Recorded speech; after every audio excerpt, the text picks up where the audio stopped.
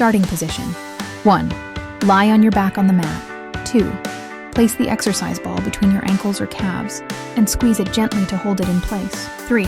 Lift your legs off the mat to about a 45-degree angle. 4. Engage your core by pulling your belly button in toward your spine.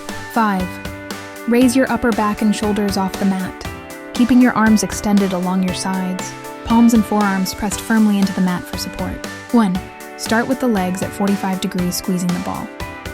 2. Lower the legs slowly and gently toward the floor, keeping them together and maintaining pressure on the ball.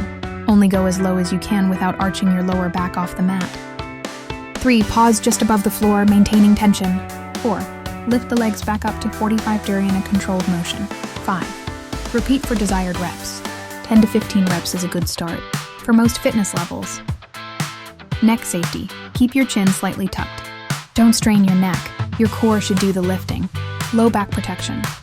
If your lower back arches off the floor, don't lower your legs as far. Core engagement. Keep your abs tight the whole time. Avoid swinging or using momentum. Breathing. Exhale as you lift your legs. Inhale as you lower them. Please check my next video.